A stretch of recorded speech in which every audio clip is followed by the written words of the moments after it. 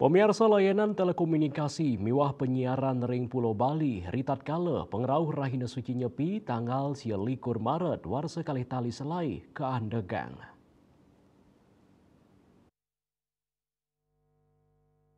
Menteri Komunikasi dan Digital Mutia Hafid mausang ngenenin indik nyepi pai ketandani pacangnya kayang surat majeng samian operator tur nenten wantah operator seluler nanging taler bage penyiaran mangdani nenten siaran utawi ngicenin ayahan ring Rahina Inucap.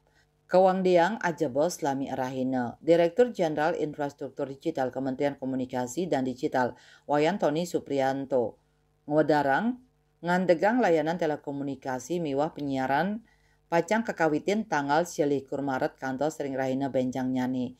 Layanan telekomunikasi miwah siaran televisi tur radio ritat kala Rahina Suci nyepi kemargiang antuk nyinggihang umat Hindu sani kantun ngelaksanayang catur berata penyepian ring Pulau Bali.